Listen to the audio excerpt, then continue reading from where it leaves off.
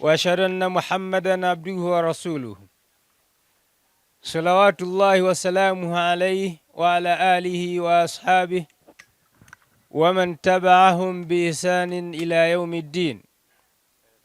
يا أيها الذين آمنوا اتقوا الله حق تقاته ولا تموتن إلا وأنتم مسلمون.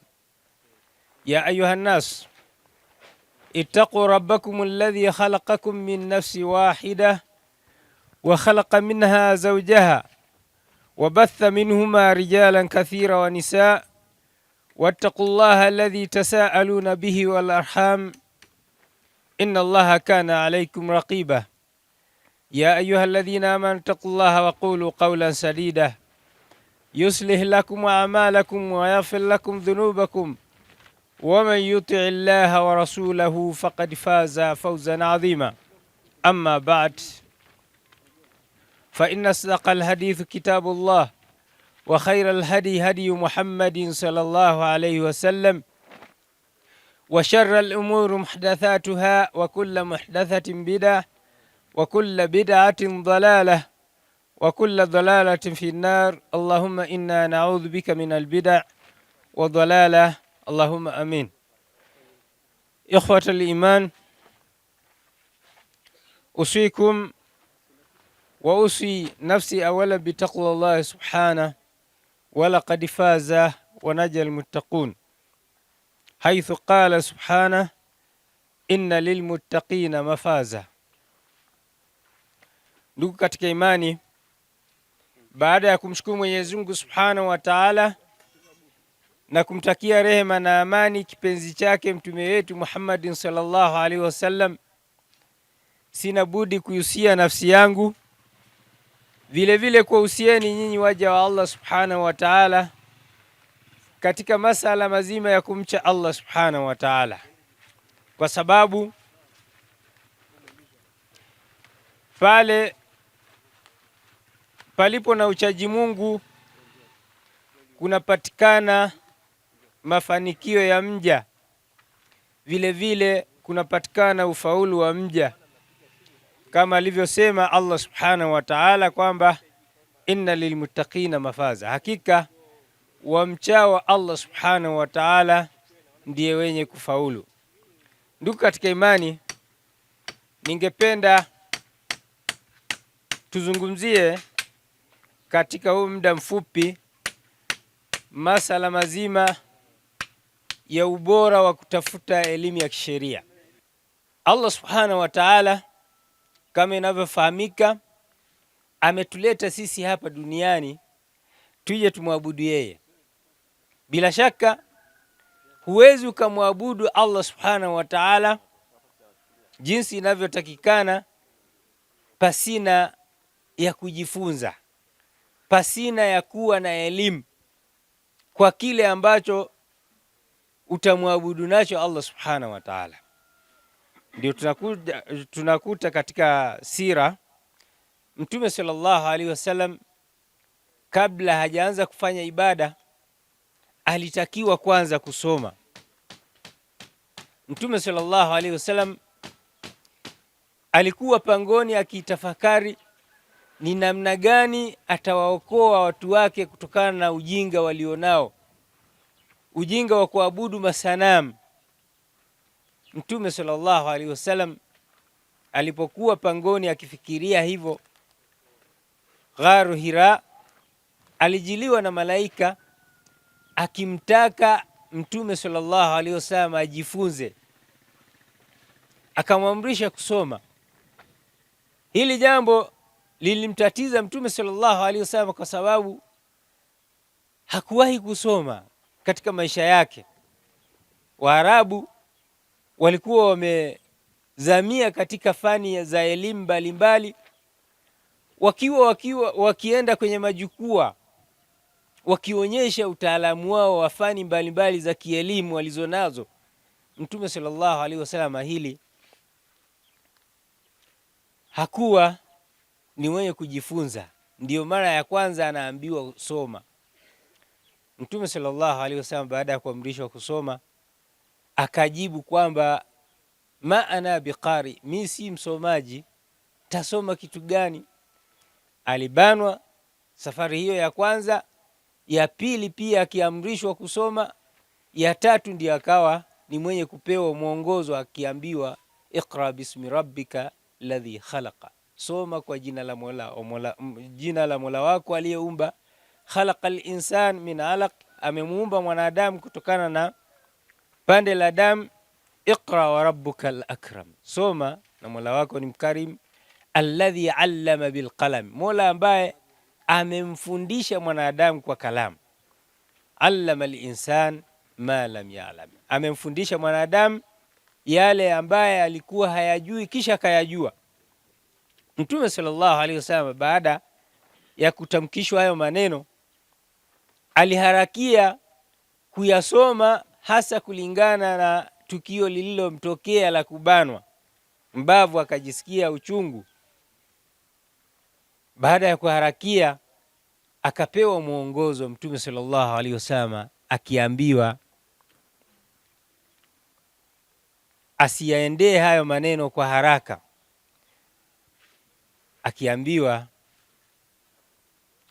la tuharrik bihi lisanaka litajala bihi inna jamaahu wa qur'ana, usiharakie kutamka, usiharakie ulimi wako katika kuyatamka haya maneno.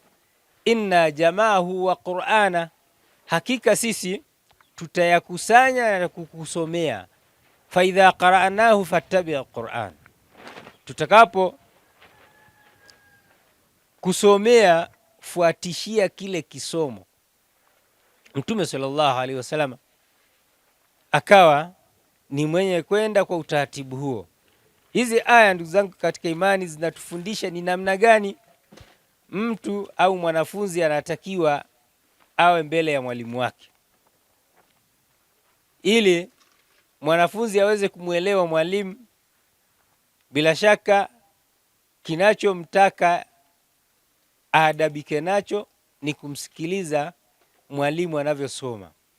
Baada ya mwalimu kusoma, mwanafunzi ndio anatakiwa afuatishie kisomo hicho, afuate anavyosoma mwalimu wake.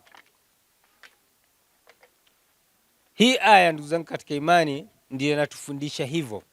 Katika aya nyingine Mtume sallallahu alaihi wasallam anaambiwa na Allah au na malaika ambaye ni mjumbe wa Allah, wala ta'jal bil Qur'an min qabli an yuqdha alayka wahyu, usiharakie Qur'ani kabla wahi haujakatika. Wa qur rabbi zidni ilma, nasema kumuomba Mwenyezi Mungu Subhanahu wa Ta'ala, ya Allah, naomba unipatie ziada ya elimu. Wanachuoni katika kuelezea aya hii, akiwemo Ibn Hajar al-Asqalani katika fatawa zake anasema kwamba lam ya'muru Allahu nabiyahu, hajamwamrisha Mwenyezi Mungu Subhanahu wa Ta'ala nabii wake izdiyadi min shay, kuomba ziada, kuomba nyongeza ya kitu chochote, illa min ilm, isipokuwa ziada ya elimu. Wa hadha dalilu ala ahamiyatihi, na hii ndio dalili ya umuhimu wake. Zangu, inavyofahamika, juhudi zetu tulizo nazo sisi ni katika vitu ambavyo vinaonekana kuwa vina ubora, vinaonekana kuwa vina thamani. Tukianza kuulizana hapa, ni kitu gani ambacho kina thamani kwako wewe, utaanza kuvitaja vile vyenye thamani, na vitendo pia vinaonyesha kwamba wewe unakimbilia vitu vyenye thamani. Sasa hivi tuko kwenye muhadhara kujikumbusha vitu ambavyo vinaweza vikamfaa mja katika maisha yake, lakini ni wachache waliokuja, kwa sababu wanaona kwamba hili halina thamani. Wamezamia katika vitu vingine ambavyo wao wanaviona kwa muono wao vina thamani. Watu wanatafuta maisha, watu wako kwenye biashara wakijua kwamba hivyo ndio vitawasaidia wao kwenye maisha. Wanaona kwamba vina thamani ili aweze kuoa. Kama na mke mmoja anataka aongeze wa pili, wa tatu na wa nne. Kwa sababu gani? Anaona hivyo ndio vitu vyenye thamani katika maisha yake. Ukimuuliza ni madini gani yana thamani katika ulimwengu huu, atakimbilia kwenye yale madini ambayo ndio yana bei kubwa. Madini ya fedha, dhahabu, Tanzanite, hivyo ndio vyenye thamani. Utakuta mtu anajishughulisha nayo usiku kucha na mchana kutwa akichimba haya madini, kwa sababu yeye ndiye ameona hivi ndio vina thamani katika maisha yake. Lakini tukija katika hii aya, Mwenyezi Mungu Subhanahu wa Ta'ala anamtaka mtume wetu Muhammad sallallahu alaihi wasallam atake ziada ya elimu ya kisheria. Ndio huyo mwanachuoni anasema kwamba, na hii ndio dalili ya kuonyesha kwamba elimu haswa ya kisheria ina umuhimu kwa mwanadamu katika maisha yake, vile vile katika akhera yake pia, kwa sababu hii elimu ndio itakayempelekea aijenge akhera yake. Na akhera kama akhera haiwezi ikajengwa kwa matofali au kwa vitu vingine vyovyote vile kinyume na vitendo vyema. Na hivi vitendo vyema huwezi ukavijua kuwa ni vyema mpaka uwe na elimu. Na Mtume sallallahu alaihi wasallam akawa anamuomba Mwenyezi Mungu Subhanahu wa Ta'ala ziada ya elimu ya kisheria, pamoja na kwamba malaika ndiye anayekuja kumsomesha.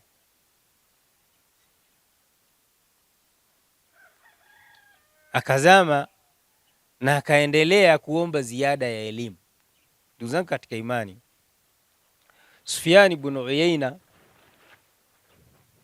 anasema kwamba lam yazal nabii sallallahu alaihi wasallam yatlubu midada min alilm hatta tawafahu Allah. Hakukoma Mtume sallallahu alaihi wasallam baada ya kuamrishwa aombe ziada ya elimu, kuendelea kuomba ziada ya elimu mpaka pale alipomchukua Mwenyezi Mungu Subhanahu wa Ta'ala. Zangu, elimu ya kisheria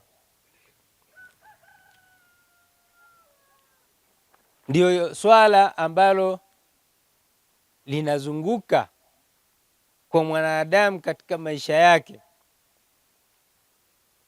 Mwanadamu au Muislamu hawezi akafanya jambo lolote lile pasina kuhitajika hii elimu.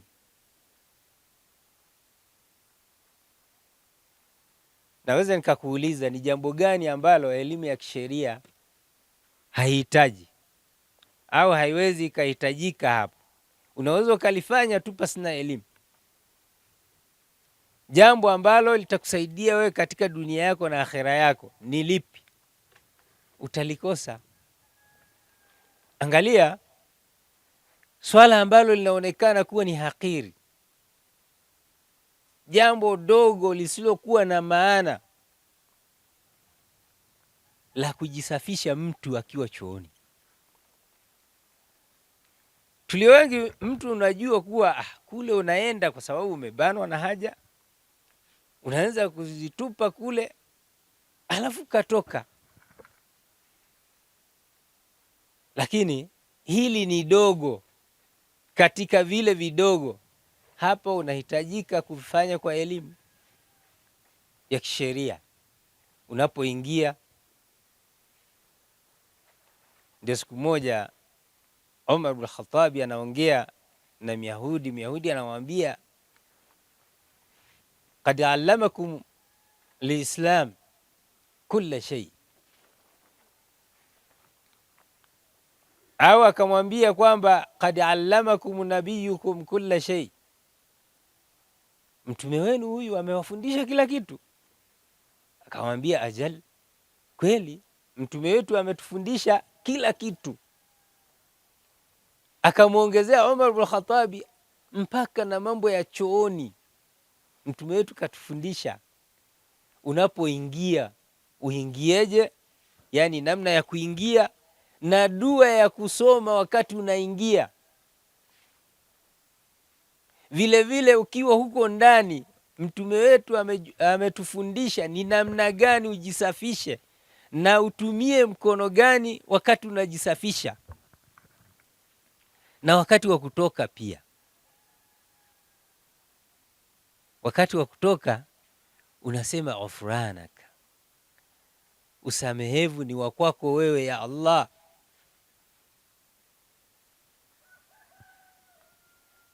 Mwalimu wangu mmoja baada ya kuzungumzia swala hili akasema, kwa nini mtu unatakiwa uombe msamaha ulipokuwa kule ndani? Kwani umekosea nini?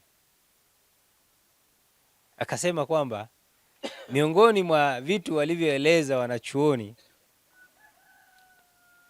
kusema hii dua au kutaka maghfira kwa Allah subhanahu wa ta'ala, wakasema miongoni mwa hikma ni kwamba mtu ulipokuwa kule ulijizuia kumtaja Allah subhanahu wa ta'ala, na ni ada ya Muislamu, unatakiwa muda wote umtaje Allah subhanahu wa ta'ala. Kwa hiyo unataka istighfari kwa kule kujizuia kumtaja Allah subhanahu wa ta'ala. Hizi ni hekima miongoni mwa hekima, lakini Allah ndiye mjuzi zaidi. Sasa tunazungumzia kwamba Uislamu hakuna sehemu ambayo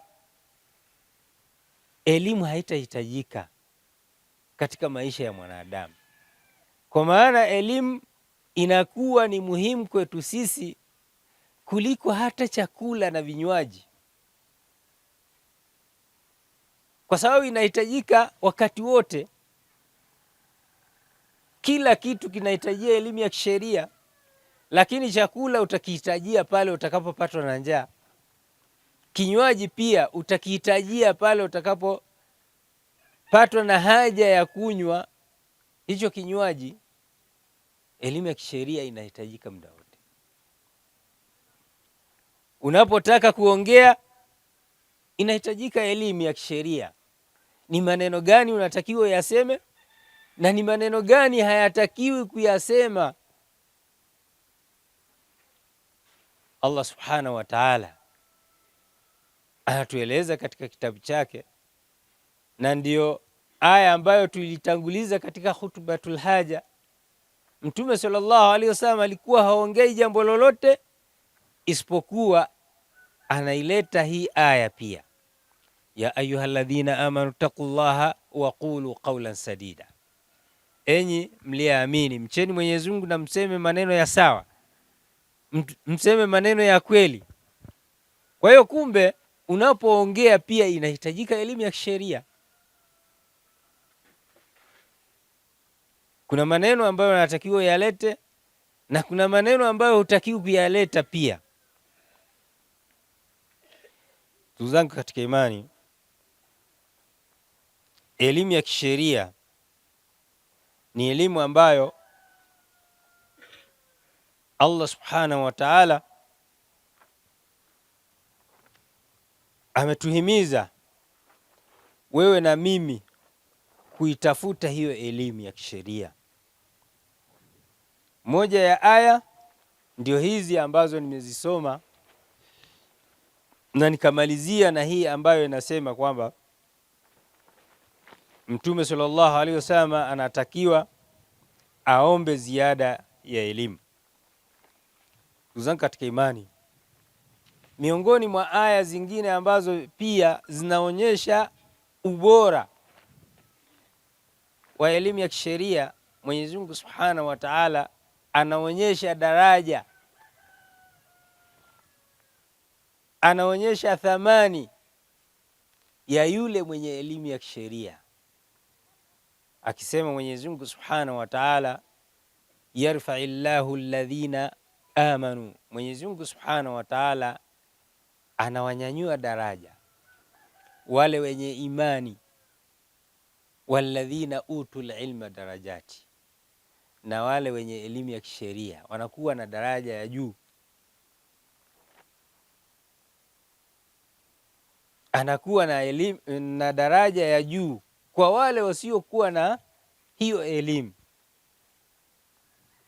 Kwa hiyo ubora wa hii elimu ya kisheria, ndugu zangu katika imani, ni mkubwa. Kwa kuufahamu huu ubora, tunatakiwa tujifunze, tuijue hii elimu ya kisheria. Elimu zote ni bora, lakini tusije tukaisahau hii elimu ya kisheria, tukaifadhilisha ile elimu ya mazingira kutokana na uwazi wa manufaa yake. Haya manufaa ambayo tunayaambiwa ni manufaa ambayo yanasemwa na Allah Subhanahu wa Ta'ala, na anayasema Mtume sallallahu alaihi wasallam, ambaye la yantiqu anil hawa, hayatamki haya kutokana na matamanio yake, bali anachokitamka ni wahi ambayo Allah Subhanahu wa Ta'ala anamletea. Vile vile Mtume sallallahu alaihi wasallam, kwa kuonyesha kwamba elimu ya kisheria ni bora, akasema khairukum man taallama al-ilm wa man taallama al-Qur'an wa allama, bora wenu nyinyi katika watu, katika Waislamu, ni yule atakayejifundisha Qur'ani kisha akawafundisha watu. Hii hadithi pia inatuonyesha umuhimu wa elimu ya kisheria. Ndugu zangu katika imani, haya tunayazungumzia ni mambo ambayo yanazunguka katika maisha yetu. Bado hatujaanza kuzungumzia baada ya kufa kwa mtu, hii elimu inakuwa au itamsaidia vipi huyu mwenye elimu. Wanachuoni pia wamezungumzia ubora wa elimu ya kisheria, akiwemo imamu wetu Imam Shafi. Anasema raaitu ilma sahibuhu karimun, nimeiona elimu, mwenye elimu anakuwa na utukufu. Walau waladatuhu abau liamu, hata kama wazazi wao wamewazaa hali ya kuwa hawana utukufu wowote. Laisa yazalu yarfa'uhu ila, haijaacha elimu ya kisheria kumnyanyua yule mwenye elimu mpaka ayuadhimahu amrahu alqaumu kiramu, mpaka watu kumuona kwa ni mtu mwenye utukufu. Wayatba'uhu fi kulli hali, elimu ya kisheria inamfuata yule mwenye elimu kwa kila hali. Karai dha'anin, kama vile mchunga kondoo. Tatba'uhu sawamu, ambaye anawafuata wale anayewachunga. Walaula alilma, lau isingekuwa elimu, ma saidati rijal, wasingekuwa na utukufu watu. Wama urifa alhalal walharam, vile vile isingefahamika halali ni ipi na haramu ni ipi. Pale mtu atakapojishughulisha na elimu ya kisheria, anaweza akajua ni lipi baya na lipi zuri, lipi linafaa, lipi halifai. Ndugu zangu katika imani, bila shaka wote tunaafikiana kwamba elimu ndio itakayetuletea maendeleo. Elimu ndio itakayetuletea uchaji Mungu. Elimu ndio itakayewaleta wachaji Mungu. Vile vile elimu ndio itakaye tuondoshea maovu ya kila sampuli. Mwanachuoni Ibn Qayyim katika kitabu chake anaeleza akisema kwamba fama kharabu alalam illa biljahl, huwezi ukafisidika ulimwengu isipokuwa kwa watu kukosa elimu ya kisheria. Wama imaratha, na ulimwengu huwezi ukaendelea illa bililm, isipokuwa pale watakapokuwa na elimu watu. Idha dhahara alilm, itakapodhihiri elimu, fil baladi, katika nchi, au mahallin, au katika sehemu, qalla shar, shari inapungua. Shari inapungua baada ya watu kupata elimu. Katika hii kauli, hebu jiulize wewe, kabla watu hawajaijua dini walikuwa wako katika hali gani? Watu walikuwa na ibada tofauti na ibada ya kumwabudu Allah subhanahu wa ta'ala. Watu wanaabudu mizimu, watu wanaabudu masanamu, wakiwa wana itikadi kuwa yanawanufaisha, na kama wasipofanya ibada ya kuyaabudu haya masanamu watapata madhara. Lakini baada ya kuja elimu ya kisheria, haya yote yameanza kupotea. Vile vile watu wameanza kuendelea, watu wanajistiri kwa kujiliwa na elimu ya kisheria. Mtu anakuwa na stara, mtu anakuwa na staha, na haya hayapatikani isipokuwa mtu akiwa na elimu ya kisheria. Wa idha khufiya alilm, ikikosekana sasa elimu ya kisheria, dhahara shar, shari inadhihiri. Jiulize sasa hivi, elimu ya kisheria au kuwepo kwake katika jamii ni kubwa au iko kidogo? Tunaona sasa hivi bado shari zipo tu, watu wanatembea uchi. Hii ni dalili kwamba hawajafikiwa na elimu. Kama wamefikiwa na hii elimu, bado hawajakinaika nayo, ndio maana wanatembea uchi. Mtu anatembea nusu uchi, kwa maana anajistiri viungo, baadhi vingine vinaonekana. Hata kama atavaa vazi amevaa vazi ambalo linaonyesha viungo vyake, kwa maana limebana. Hii ni kuonyesha kwamba shari bado ipo kwenye miji yetu. Lakini pale itakapodhihiri elimu, ikawa imeshika kasi, watu wakawa na elimu, utaona vitu kama hivi vitaondoka. Mtu atajiweka kwenye ubinadamu, atajitoa kwenye unyama. Nasema hivyo kwa sababu mnyama dhahir shair, mnyama hana haya, mnyama hawezi akawa na umuhimu wa kujistiri. Mwanadamu mwenye akili yake ndiye anaweza akajua kwamba hili ni baya, ataona aibu pale atakapotembea uchi kwa elimu alionayo. Zangu katika imani, umuhimu wa elimu ya kisheria hauishii tu hapa hapa duniani, bali elimu ya kisheria, kwa kuwa tumesema kwamba ni elimu ambayo inazunguka mfumo mzima wa maisha ya mwanadamu.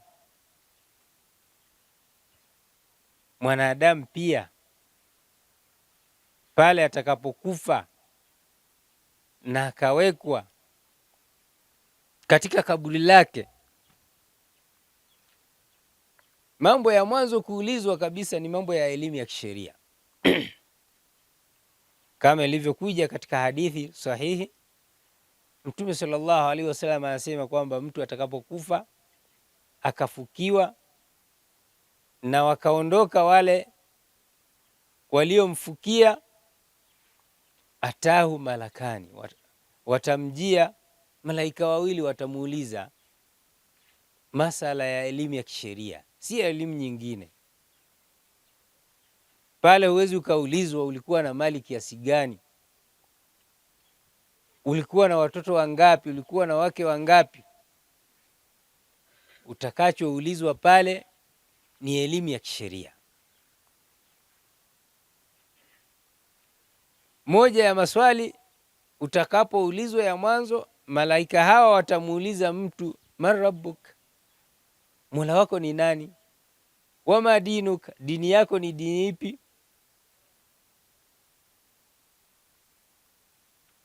Katika riwaya nyingine mja ataulizwa, madha kunta taqulu fi hadha ar-rajul, ulikuwa unasemaje kuhusiana na yule mtu? Mtume sallallahu alaihi wasallam anasema kwamba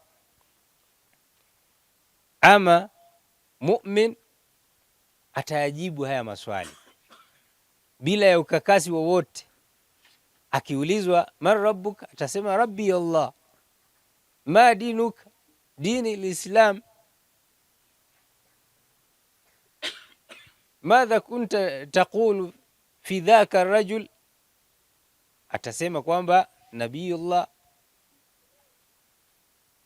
wa rasuluhu, ni mtume wake, ni nabii wake na mtume wake. Lakini anasema munafik na kafir watakosa jibu la kujibu. Mnafik, Mtume sallallahu alaihi wasallam kwa kumsifia wakati anahangaika kujibu, anasema, atasema ha ha ha.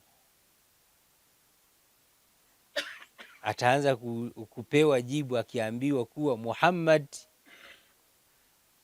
atasema kwamba mimi nilisema kile walichokuwa wanasema watu. Mtume sallallahu alaihi wasallam anasema kwamba atagongwa kwenye mashavu yake na nyundo, atapiga ukelele, watasikia viumbe wote walio katika mgongo wa ardhi, isipokuwa jini tu hawezi kusikia na mwanadamu, kwa sababu yeye duniani yuko kwenye mtihani.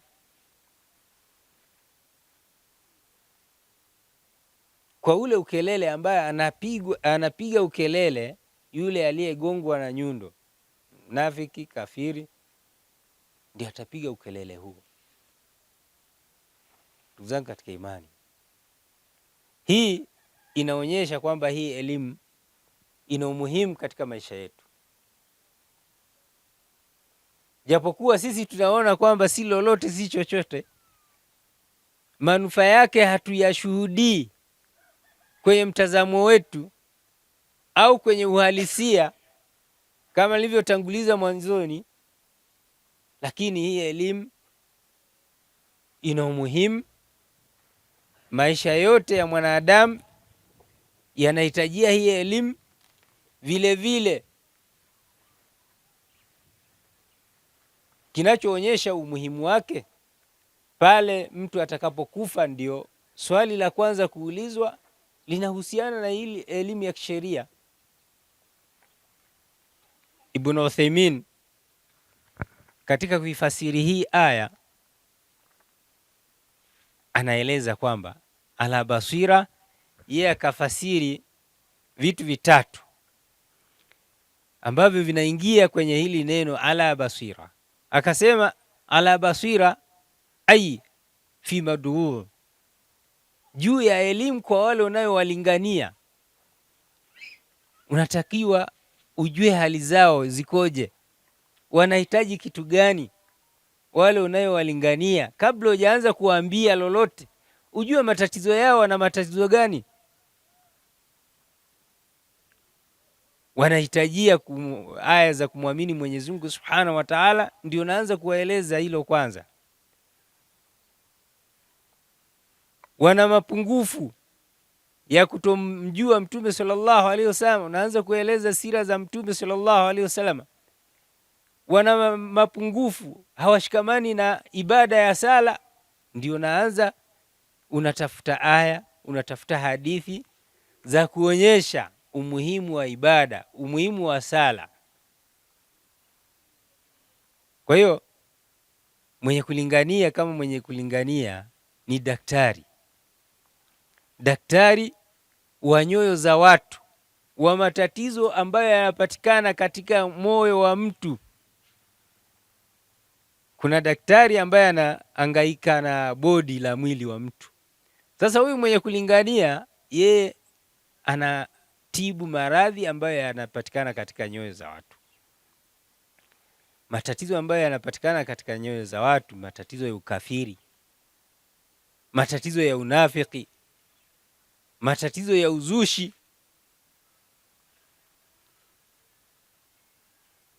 na haya ndugu zangu katika imani ni maradhi ambayo yanatakiwa yatibiwe, na mwenye kuyatibu ni huyu mwenye kulingania, na huwezi ukayajua mpaka umwangalie huyo mtu muhusika kwanza, ndio utajua matatizo yake. Vile vile akasema ala basira fi kaifiyati da'wa, juu ya elimu, namna ya kuipeleka dawa. Uanze na lipi, uishie na lipi, inahitajia elimu.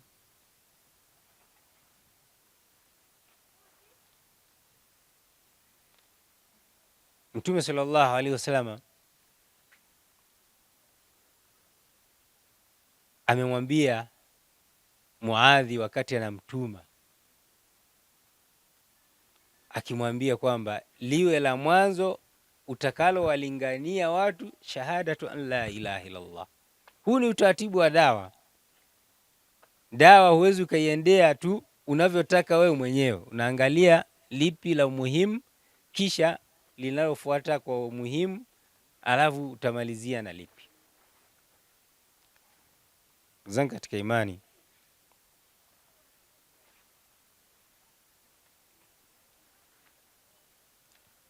hizi zote ni shawahidi ambazo zinaonyesha umuhimu wa elimu ya kisheria.